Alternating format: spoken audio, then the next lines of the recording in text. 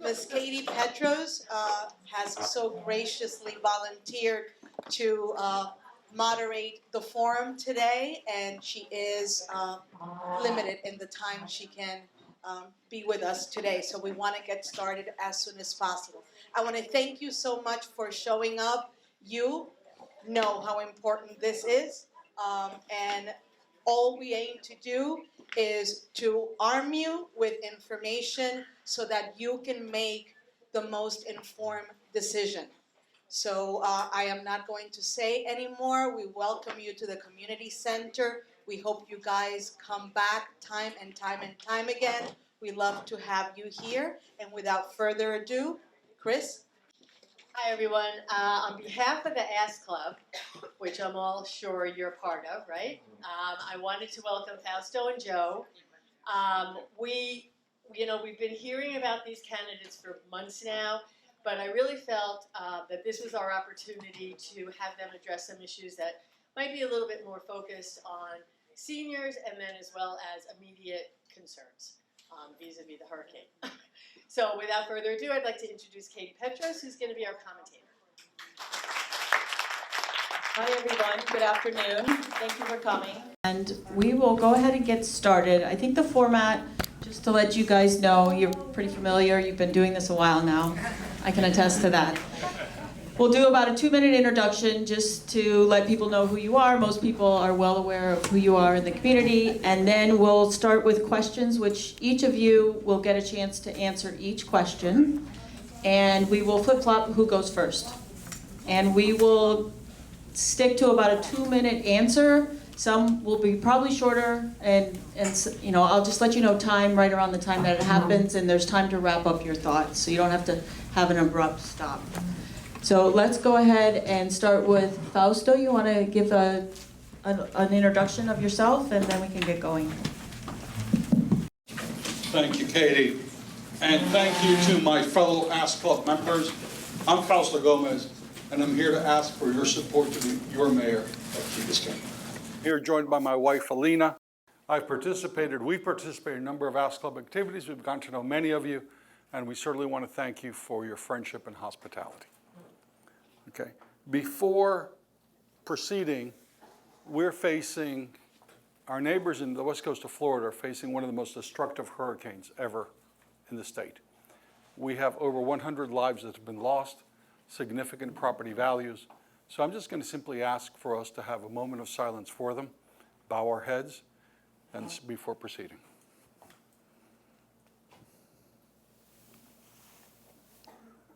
Thank you. Alina and I have enjoyed life on Key Biscayne for 21 years. We've been blessed with 2 incredible daughters and, more importantly, 4 wonderful grandchildren. They are the reason I am running. My daughters and my grandchildren are the reason I am running. We love this island paradise and know the threats that we are facing. Like many of you, our daughters and our grandchildren live away from Key Biscayne in other parts of the country. But they come home for holidays and other important family events. And they have always wanted to return to Key Biscayne in the future. We need to preserve the community we all love. And that community today is under threat. And let me talk to you about 2 of the threats that our community is facing. And I have documentation here which I'll be glad to give out to you so you can look at it for yourself. The challenges that we have are both external, Bearcut Bridge, Rickenbacker Causeway, et cetera, and we can address those. But more importantly, internal challenges. Internal challenges. Let me tell you what those are. First, there is a charter amendment on the ballot, Charter Amendment number 4, which I have a copy of it here for all of you to be able to see for yourself, that will take away our right to vote on significant changes to zoning and planning and give that power to the politicians. I am completely against ceding our power to decide what our community is and to giving it to 5 of the 7 members of the council. That is not democracy. That is not democracy. I have a copy of the charter amendment for you so you can take a look at it. Second, there's something called the 2040 Vision Committee. Okay. I look forward to answering your questions and discussing this in more detail. Thank you. Thank you. Joe. Hi, good afternoon. I'm Joe Rasco, and I'm running for mayor of the village of Key Biscayne because I love this island. I've been a resident of Key Biscayne for 44 years. 44 years ago, I married my lovely wife, Anna, and together we raised 3 amazing children here on this island.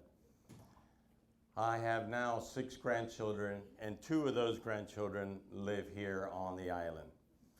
My civic involvement goes way back. I've been a volunteer for this community for 4 decades.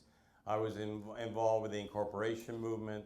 I was involved with the very first council. That council brought you the Village Green, established our police department and our fire department.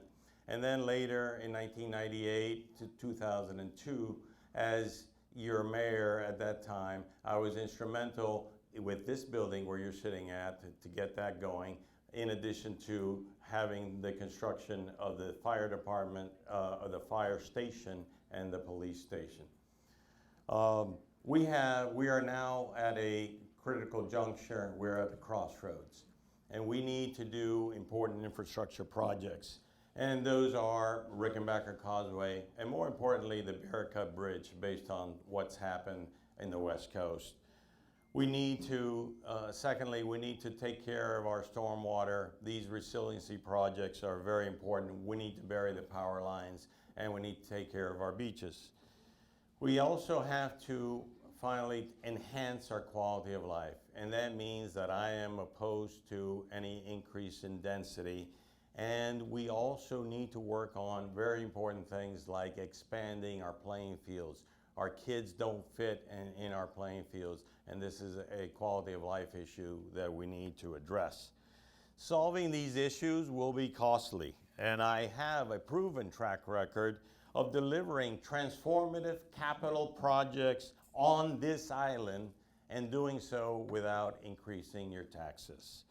Key Biscayne deserves a trusted leader to guide us into the future, and that future is why I am asking you for your vote on November 8th. Thank you for being here. Thank you.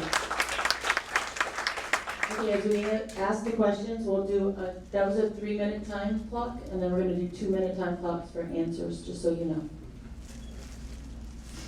Starting with Joe, if you are elected mayor, what are 2 or 3 things that you would like to prioritize during the first 3 months in office? And have those priorities changed since you started campaigning? No, the priorities really have not changed. In fact, it's become even more urgent.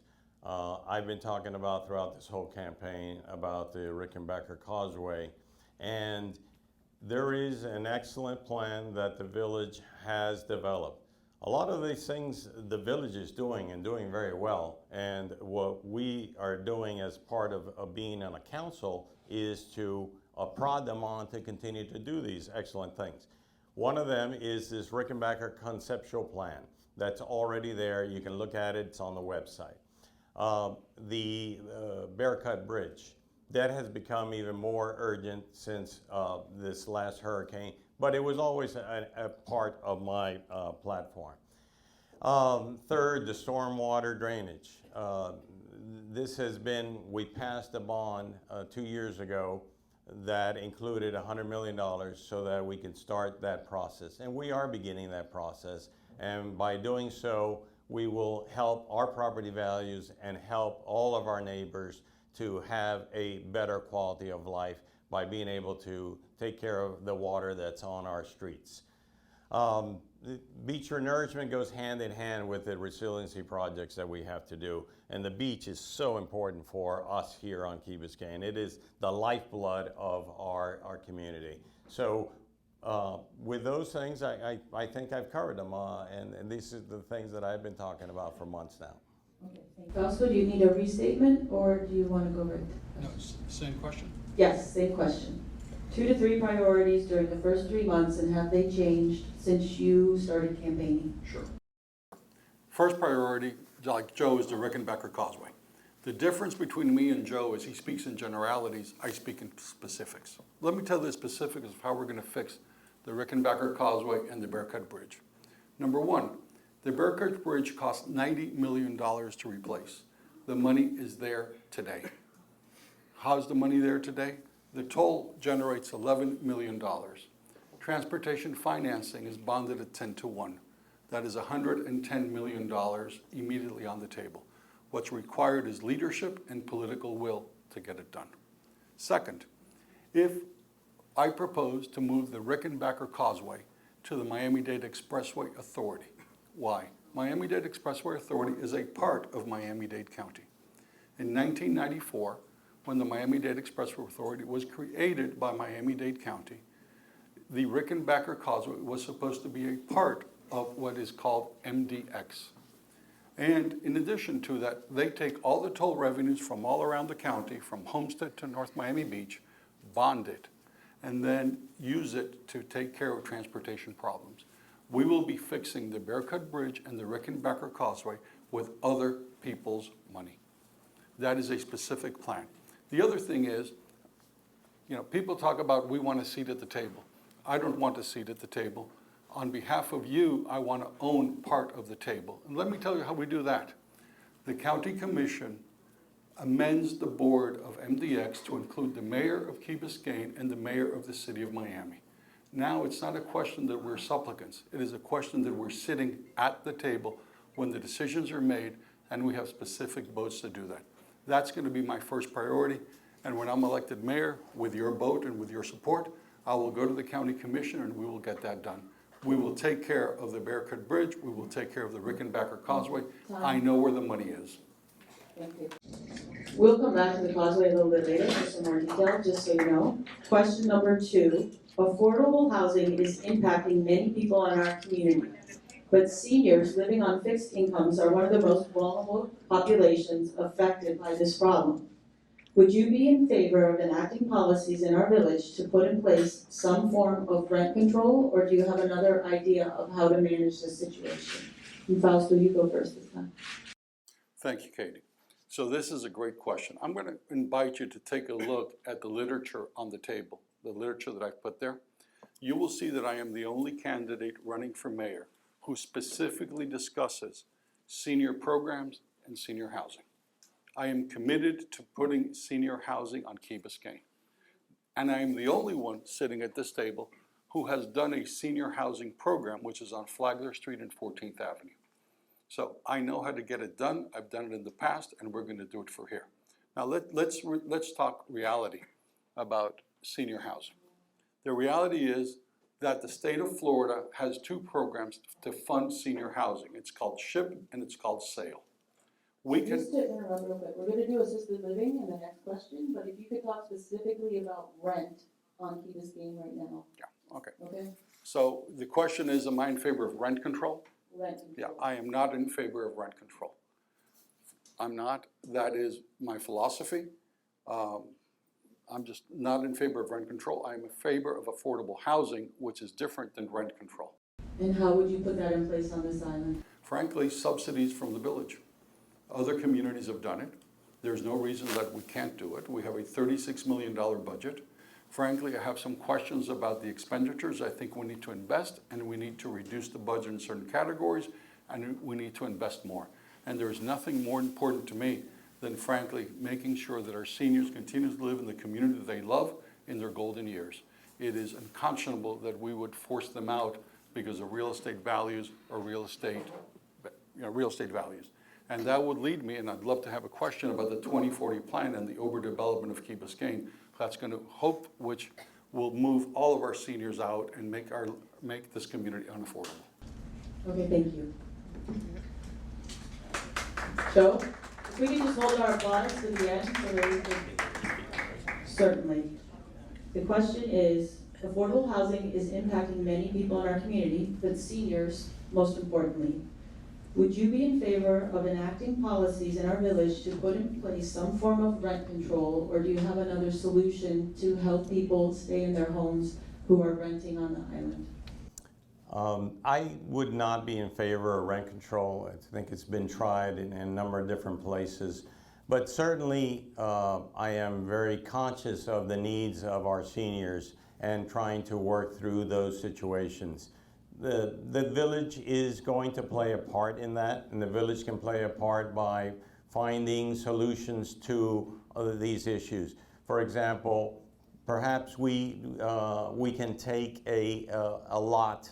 We're doing these pocket parks. Maybe we can develop within a pocket park to have a housing situation that the village could be a part of and make it an interesting situation that we will have the ability to house the seniors. I'm willing to work on this issue. I've been very involved with seniors on Key Biscayne. I am part of the pickleball group, and so I am just as committed, and we definitely will be able to tackle this problem by working together. Great, thank you. All right, so basically part two of this subject. Do you support, and this will go to you first, Joe. Do you support looking for a way to bring an independent or assisted living facility to Key Biscayne? If so, what would you do to try and facilitate this? And if not, are there other ways to help them, which kind of dovetails into what we were talking about rent control? Right. So we've been talking about the independent living, and we've been talking about assisted living facilities. And I certainly am in favor of those, and I have expressed that on numerous occasions. It is something that we can do. Now, it would require that we perhaps change zoning at some point. And so we have to have flexibility in order to do those kind of things. There are buildings that are coming to the end of their useful life in different parts of perhaps Sunrise or Galen that we could look at to see how it is that we can work together with someone that would be interested in helping us. That could be from the private sector, but also looking at ways to do that from the public side, and that would be with the involvement of the village. The village has involved itself in so many things, and this is a prime example of it at the Ask Club. And the things that we have been able to do is because we have worked together in concert, the village working with you as individuals. So yes, I think I'm definitely in favor of it. Expand on what you were talking before. Thank you. So, friends, I am completely in favor of putting supportive housing for seniors on Key Biscayne. Period. I have done supportive housing projects. Period. I know how to get it done. Can you speak up, please? Sure. I am fully in favor of doing supportive housing on Key Biscayne, just like Joe is. The difference is I've done it in other communities. And the difference also is that I know how to get it done. So let me give you a perfect example. We don't need to change our zoning. You take a building that's coming to its end of its usable life in the Garden District. All you need to do is rehab. You rehab that building to make it senior friendly. State of Florida has, Department of Elder Affairs has a senior age-friendly communities. They have that. One of my planks in my thing is we're going to make Key Biscayne an age-friendly community that Key Biscayne has never been, which I think is a mistake. Okay? So by doing that, here's where we get the funding for it, because obviously we can't speak in generalities. We need to speak in specifics of how we get things done, and that's really what I want you to judge both of us on: who has the ability to get things done, who is specific and who's general. Okay, let me tell you specifically. The state of Florida has two programs called Ship and Sail.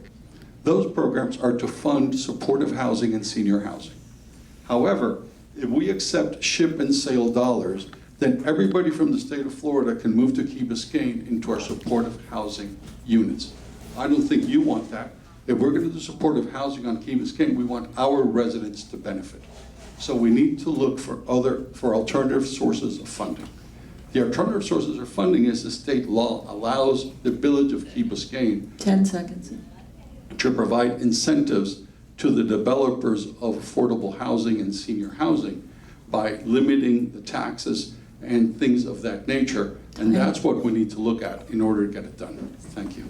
Okay, back to the subject of the Rickenbacker Causeway. We all are well aware of what happened on the West Coast and that the bridge to Sanibel and Captiva actually collapsed in areas.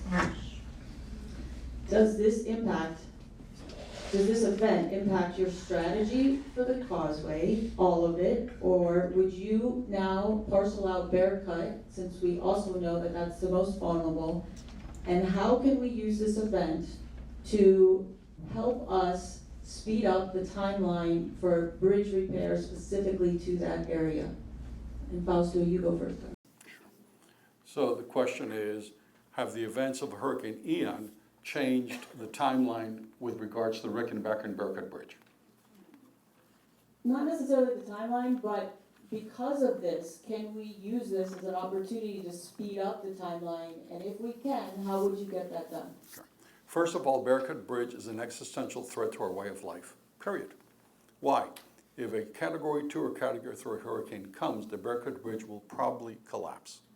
Miami-Dade County already has an agreement with FEMA, believe it or not, to put pontoon bridges in the case of Bear Cut Bridge collapsing. That's a fact of life.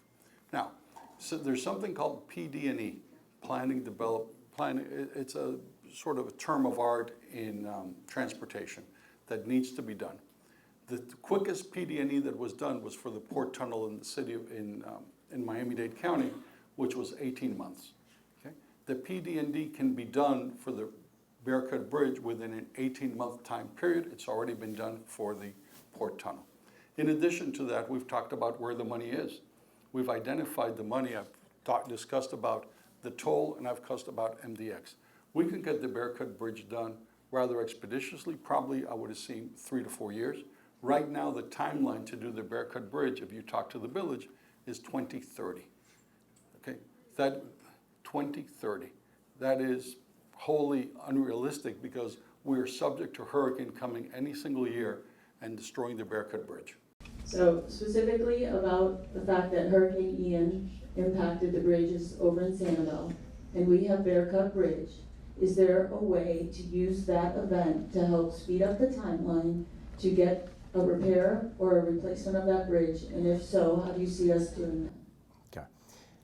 Okay. The way that we're going to do this, and by the way, I'm the only one who's been a mayor here of the two of us that are sitting here. So I've gone through some of these processes and I've worked very closely with other governments to achieve these things. And this is important to note. The Bear Cut Bridge, as was just recently explained here, has to go through a process that's called the Planning, Development, and Environmental. That process cannot be skipped. Why? Because we need to know what kind of bridge we are going to build. That bridge is going to be around for 100 years. So it is important that we go through a proper process.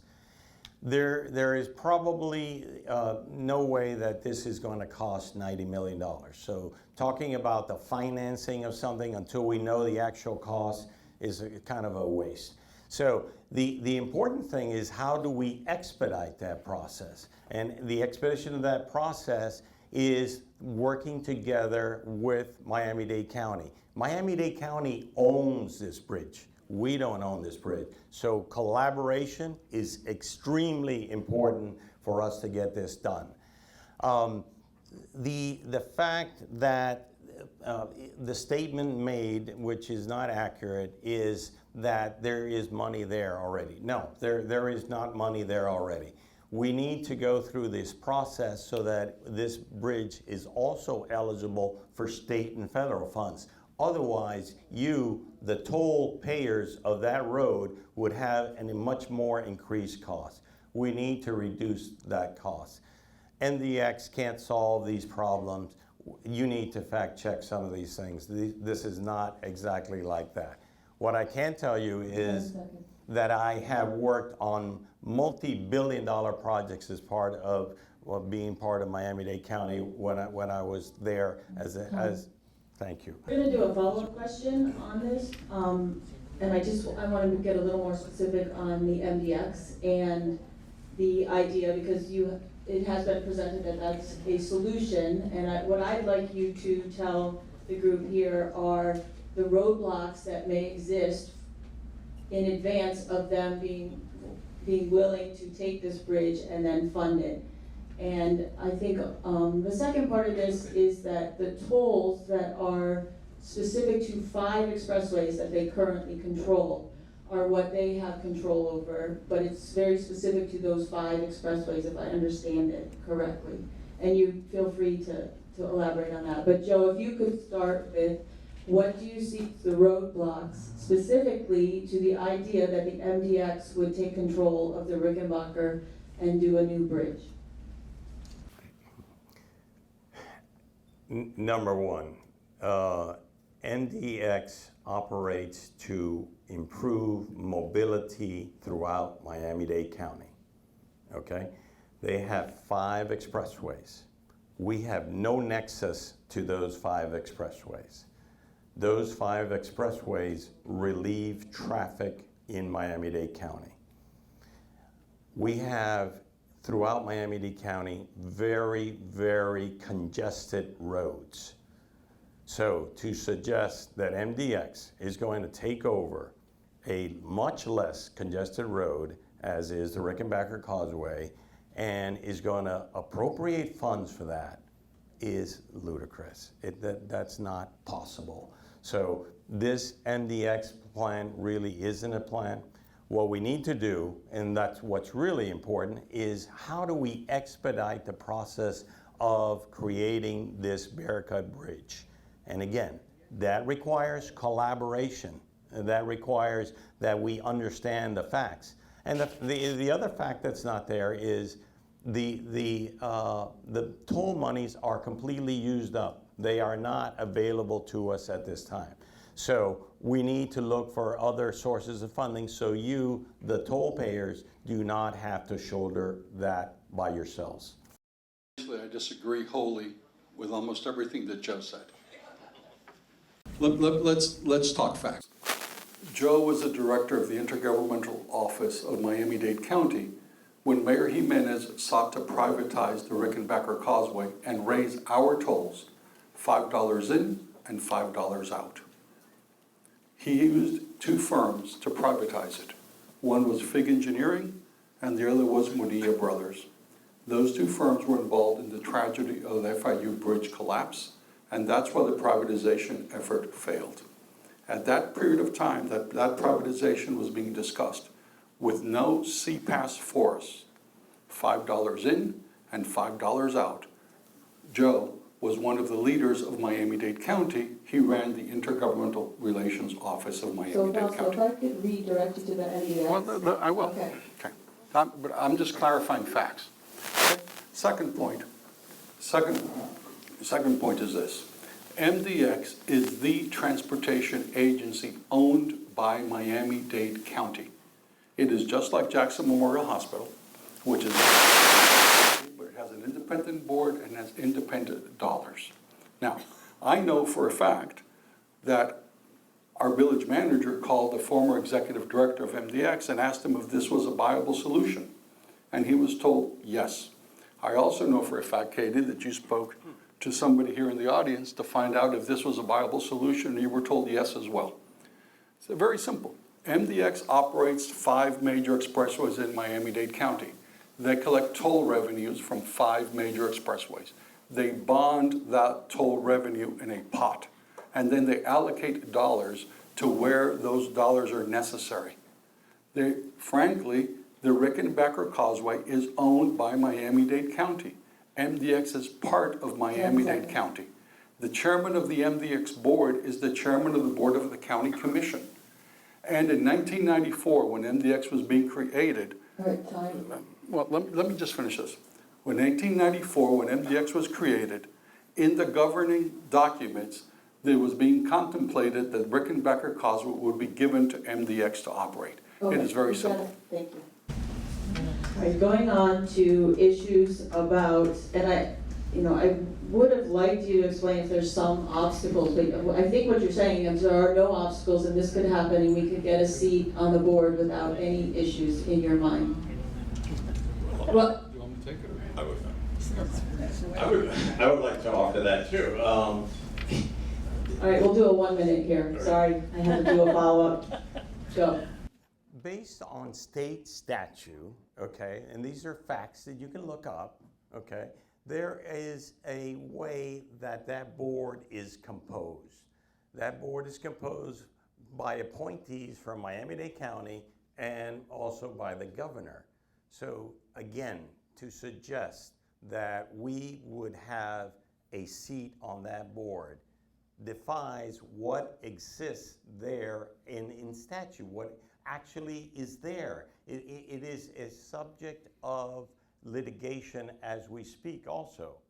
So again, you know, it is important that we give everyone the facts, okay? And I would love that to be an option that we could just say, okay, MDX, run with it.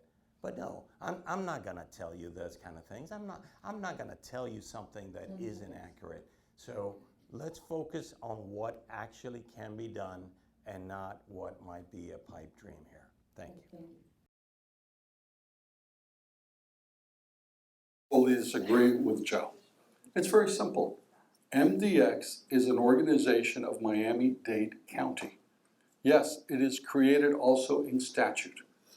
MDX went through a period of political turmoil between the state and the local government. The local government has taken over MDX wholly. The local government is now appointing the members to the MDX board, not the governor of the state of Florida. You know, Joe, what this requires is leadership, contacts, the ability to get things done. And I have that ability and that leadership to get things done, to make sure that the Rickenbacker Causeway is taken care of, to make sure that the Bearcut Bridge is replaced. I know where the money is. The money is there, $11 million that the county, this is very important, the county spends $6 million of the $11 million on the Rickenbacker Causeway. They take $5 million and use it for other purposes. We cannot allow, this Rickenbacker Causeway is our driveway. We need to go to the county commission and say, we cannot allow that to happen. Let's give it to an entity that is independent and we will be on the table. Moving on, holding the applause, please. Again, leading on the effects of Hurricane Ian, do you believe the village is working fast enough to improve our infrastructure? Did this storm specifically alter your opinion on the best path forward to upgrade items? For example, would you consider pushing forward an undergrounding the utilities ahead of stormwater drainage in order to speed up one aspect of this whole, of all the issues that our island is facing? Let's talk facts. The fact is that we have infrastructure problems that need to be taken care of. I fully support undergrounding, I fully support flooding issues, and I fully support beach renourishment. Let's talk about undergrounding first, and let's talk about flooding. If the question is, would I support opening our streets, undergrounding utilities, closing our streets, opening our streets again, and taking care of flooding, I think, frankly, no, because that is going to cost us twice. And that money that's going to cost us twice comes out of every one of our pockets. What we need to do is we have to have an integrated program that moves forward rapidly. Let me just tell you a fact. The first sustainability program that the village is talking about the K8, which is the flooding. Do you know how long that's been discussed? Right? A long time. Long time. And when I was in Tallahassee, I helped bring part of the money to take care of that issue. And that money is sitting in the bank somewhere on Key Biscayne. Okay? I'll tell you this. So the question is, why has not the village council moved forward after so many years and still has not gotten to the point of taking care of a small segment of our community? I don't know. I wasn't a mayor before, I'll tell you that. So I can't tell you why it wasn't done. But what I can tell you is that we need to take care of it, but we need to take care of it in a measured, with staggered investments. You know, ACOM, which is the consultant that we've hired, says that our flooding issue is $250 million. And their manager wisely has said, we're gonna do 8 segments at $30 million apiece, but they don't know. The village has hired a consultant to estimate the cost. So we don't know what the real cost is. But I'll tell you this, we need to move rapidly to take care of our flooding issues, and we need to move very rapidly to take care of our undergrounding issues. And I'm committed to that. Thank you. Joe? The question is, do you do one project before the other? Mitigate flooding or the undergrounding of the utility cables? Absolutely not. We need to do it one time. What the village has been doing is a process of taking care of the things that have to be done. So what happened?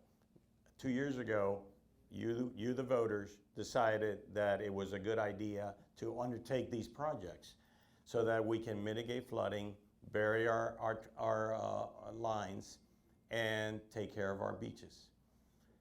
By passing, very courageously, by passing a $100 million authority, a general obligation bond, you have set that process in motion. In February of this year, your village council went forward to make the contract to go to the K8 basin, which is what we're talking about, which is the first pilot project on this situation. And that pilot project will yield us the information, the data, so that we can make excellent decisions. Without data, we don't make good decisions. So this is what's happening. We're moving the ball forward. You have a village that does a lot of really good things, okay? Let's not be confused with the facts. This village does a great job in many, many, many categories. Can we improve? Yes, obviously we can improve. And that's what I'll be doing as your mayor. But this is going forward, and we are taking care of this situation. Thank you very much. Okay, next question, switching topics. There's been a lot of discussion about the recent unveiling of the 2040 Vision Plan. This one's for you, Doctor. That was presented by the Committee of Residents put in place when I was actually on council. So this has been a 2 to 3 year process, and there's been multiple meetings of the committee as well as community engagement and involvement. Now that it's been unveiled, what do you see as the purpose of this plan? Would you use this plan moving forward, if at all, and how would it impact your decisions, your policy decisions, if elected? And Joe, I'm going to have you go first on this one. The question is about the 2040 plan. Number one, this is a plan has been discussed for some time. It is, just as its name indicates, it's a vision. It's a vision about how our village might look in 2040. There are no specific projects that are going to take place tomorrow or the next day unless we, the community, want them done, okay?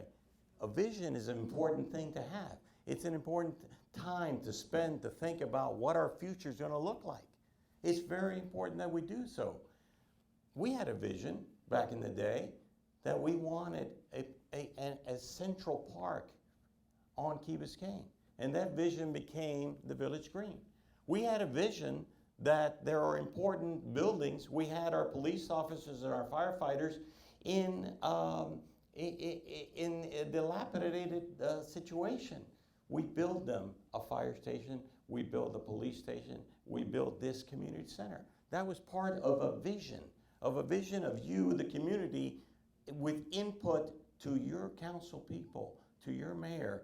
And this is how this community has worked for the last 30 years. We have undertaken transformative capital projects and made your property values better and enhance your quality of life. This is all this is. This is a 2040 vision, a vision of what the future it could be. It's up to you to decide what that is. We're giving you information and data so that we can think through all these things. 40 Vision Plan was created by the Village Council. It spent $160,000 of our money creating a vision for Key Biscayne. Now let me tell you this. This is the vision, and I have copies here for you. This is the vision right here. You see this? This is tearing down every single commercial property and putting multi-story residential and commercial on Key Biscayne. This is basically, if you want to live on Brickell Key, this is what it will be. If you want to live in Midtown, this is what it will be. Now let's talk about the vision. It is not a vision, it is a reality. And why is it a reality? Look at the budget documents presented in this last budget meeting, and this last budget process, where it says clearly, and I will get a copy and I will give to every one of you if you want the copy, that our plans, our land use and zoning changes will be amended this year so that we can have this. I don't want this. I love our community. I love the lack of density in our community. I love the green space in our community. I don't want basically concrete. I don't want mass. I don't want traffic, additional traffic, and I certainly want our voices respected. And this goes hand in hand with a charter amendment called Charter Amendment 4, which will take away your right to decide whether you want this as the vision for Key Biscayne or do you want to keep Key Biscayne the way it is. And I hope we can discuss the charter amendment during the questions. Okay, I'm gonna let each of you have, if you're okay with this, Fausto, a 1-minute discussion on this same issue, okay? So Joe, go ahead, this will be technically a rebuttal. One of the things that is being talked about here is, first of all, there's a claim that there is no transparency. There is absolute transparency in the meetings. There's a gazillion meetings that took place. So it's very, very important for you to know that. Secondly, it's unfortunate that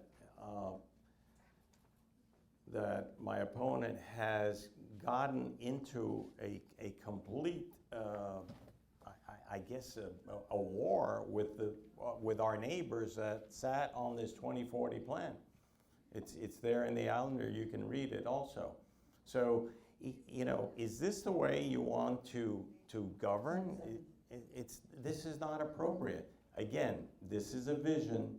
There are no plans to do anything unless you wanted to do it. And one more thing, really, really important. We incorporated, and this is something you weren't around then, but we incorporated because we didn't want to have our island be overdeveloped. That was one of the most important things of incorporation. I'm also going to give you a minute and 20 seconds, okay? Let me quote Joe. Joe said, let's not be confused by the facts. You just said it. So let's not be confused by the facts. The fact is, that is the vision for Key Biscayne. The fact is, that is the vision that has spent $160,000 of our money creating that vision. The fact is that the members of the 2040 Vision Committee, every single one of them is a Joe supporter, which is their right. It is their right. So I am not having a war with anybody. I'm just presenting facts to you. And you can make the decision if this is what you want your community to be or not. That's very simple. Thank you. I would like to clarify one thing, which is I was actually sitting on council when we approved $160,000 for a consultant to work with this committee. It wasn't to create the plan. So I want people to understand that distinction is that they worked with the committee to come up with this plan. Okay, moving on.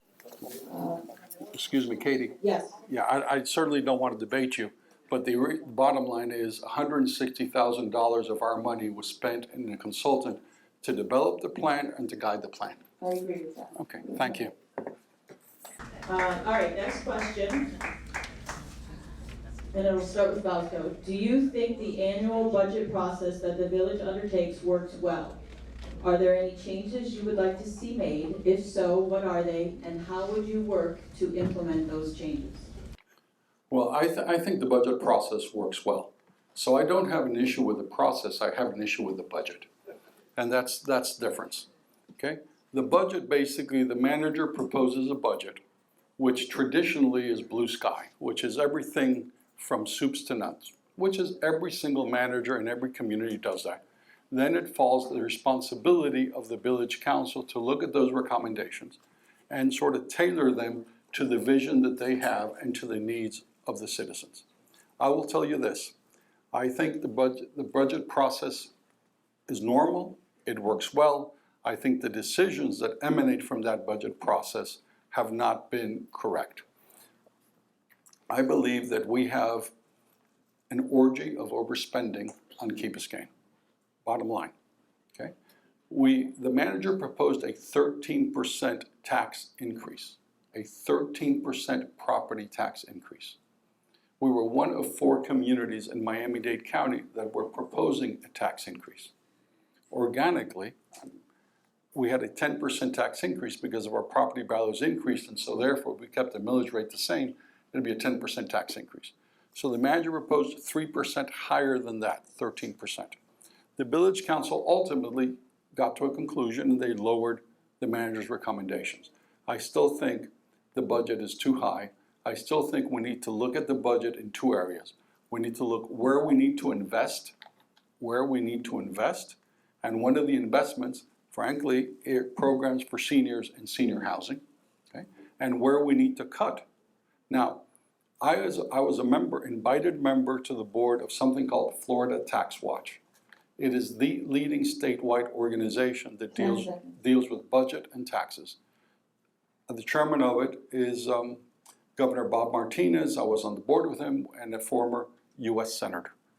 We looked at the state budget line by line and made recommendations to correct the budget. That's the same thing we're going to be doing here if I'm your mayor. Thank you. The question is about the budget process. Can it be improved? Sure, absolutely. Now, one of the things that is always seems to be loose with the facts, there was a cap put in of 3.2 millage rate. That cap was something that they set up as initial, knowing that they weren't going to be there. And that's where he's getting this, 13%. The actual numbers were considerably less, and everyone voted to bring down the millage rate. Your millage rate is the lowest millage rate in all of Miami-Dade County. That's a fact. We have the lowest millage rate in all of Miami-Dade County. Can we make improvements? Sure, we can make improvements. Can we look and make more efficiency cuts? Yes. But I will tell you that we just have had 2 consecutive years of 9% inflation. 9% inflation. So do you want to cut firefighters? Do you want to cut police officers? No, that would not be my strategy. That is certainly not something that you want. We want to maintain the level of service that we have and perhaps improve it. We have great emergency response times, 4 minutes or under. That's something that we need to maintain, and we need to be behind our firefighters and our police officers to make sure that we continue to have this world-class service. So I also spent some time looking at our neighboring communities, and I made a comparison of how we fit versus them. We are very, very much in line or below what they spend for the similar amount of services. Okay, this is an ad hoc question, so it may not be worded perfectly, but it has to do with the amendments that each of you are going to get to vote on in November. And there's 7 amendments that are coming up, and those have been put on the ballot because we have in our charter the ability to revise it from time to time. So recently there was a charter revision committee that met and made a decision to put these on the ballot for you. There may be another luncheon coming up to go into more detail about those specific amendments. We don't have time right now. But my question to you as candidates is, first of all, do you agree with the process that we have within our charter to have an opportunity for people to vote on changes in the charter periodically? So are you in support of the process? And then secondly, is there something specifically that you want to highlight about any particular amendments out there for the community so that they're aware of what they're voting on? And you only have 2 minutes, but you can talk fast. And Joe, you want to go first? Sure. I am supportive of the amendments. The amendments, and I'm supportive of the process. The process is in your charter that allows us to go before, review the charter. So what is being done? What was done as part of that charter review process, which I participated in, and I'm happy to have participated in, and to volunteer one more time to give my time to this community. What it says, it provides flexibility. These are changes that are in your favor. These are changes that allow for efficiency. We want to talk about efficiency in the budget, but we don't want to talk about efficiency in other matters. It is not efficient, for example, and this is the Amendment 4, you're going to be hearing a lot about it. It is not efficient to have a government vote on every single item that would have to come before our council or you, the voters, in terms of making any kind of zoning change. That is an inefficient process. That doesn't work. And it's also expensive, by the way, if you have to have elections. So I am in favor and support this process. I support the amendments that make sense. Ultimately, you have the last word on these amendments, okay? And we need to explain them to you so that you understand them clearly. I know that sometimes that's difficult for us to go through this, but I'm willing to do that. There are lots of people that are putting information out there so that you can be well informed. Okay, we are not taking away any rights from you. We're just making changes to make it maximum efficiency and give you flexibility. Thank you. Thank you, Katie. Again, let me quote Joe. Let's not be confused by the facts. Okay, here is Charter Amendment 4. I'll hand a copy to you. Let me tell you what Charter Amendment 4 does. It takes away your right to vote.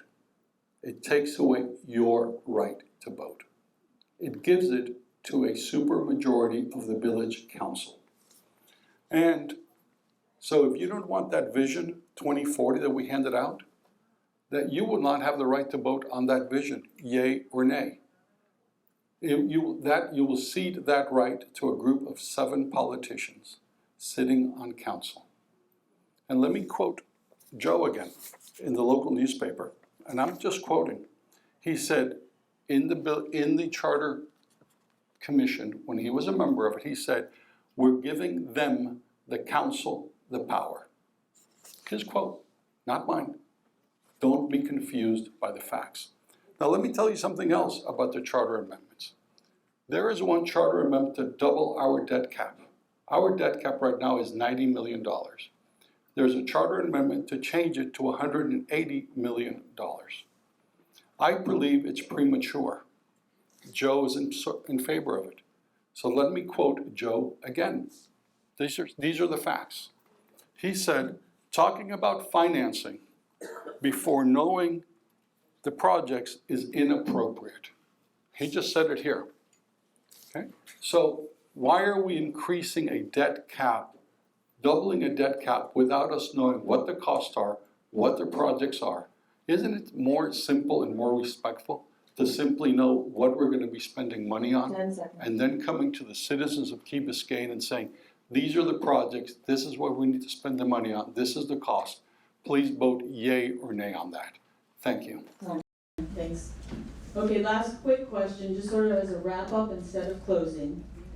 And I will start with you, Fausto. And this is the question, what is one last thing you would like the people in this room to know about you that they haven't heard to date? I decided to run for mayor because I love this town, period. I decided to run for mayor because of my children and my grandchildren, and I want to preserve it. I never imagined that this race would get so nasty as it has gotten. I never imagined that I would be facing close to $100,000 of campaign cash against me. I never imagined that there would be $34,000 in a dark money political group that has lied and created confusion about me. I think we're better than that. That's why I put a cookie on the table. It has been a bitter political race, and I thought we should all have a little bit of sweet, and at least my campaign would give you a little bit of sweet, and that's the cookie on the table. Okay? Now I'll tell you this. I am transparent, I am ethical, and I am results driven. And you've heard my answers today. My answers today are precise, concrete, and I am looking forward to serving as your mayor. Final thing I'm going to say is this. A lot of people look at November 8th as the end date. I don't. I look at November 8th as the beginning date. And that's the beginning date when, with your support, I'm elected mayor and I carry your vision forward. Your vision forward. And that's what I am. I'm results driven. I answer concretely. I talk about facts. And I believe the citizens have a right to have their voice heard, and the elected officials need to carry forward the citizens' vision. One final thing. And please, 15 seconds. please write it down. My telephone number is 305-905-9801. Call me. Call me. I'd love to talk to you. I would love, and I've had that number forever, and I'll keep having that number forever. And when I'm elected mayor, you can call me. Thank you, Katie, for taking the time to moderate it. And I want to thank all of you for being here because it's important. It is the hallmark of our democratic process that you are here, that you're participating. Our election is about the future. And I am the person that will listen to what you have to say. I'm the person that will help build consensus. I am the someone who looks for the common good, someone who wants our village and our families to thrive. I've been doing this on Key Biscayne for 4 decades. I've been a volunteer here. I've been part of the important things that have happened over the last 30 or 40 years. We are blessed to live in this island paradise. Our village deserves a trusted and ethical leader to guide us in the future. And that's why I'm here. I have been here. You know where to find me. You know how to reach me. You see me everywhere. I'm in this building playing pickleball. I'm part of the community. I'm your neighbor. And this is about neighbors working with neighbors. It isn't, you know, how can you say that your neighbor are going to make decisions that are against your best interest? That makes no sense. I humbly ask for your vote on November 8th, and I will continue to be available to talk to you and to continue to listen. Thank you once again for being here. Okay, I'd like you to give a hearty round of applause to both of them. We've done this multiple times. And thank you all for coming to this one. Enjoy your lunch on the basement.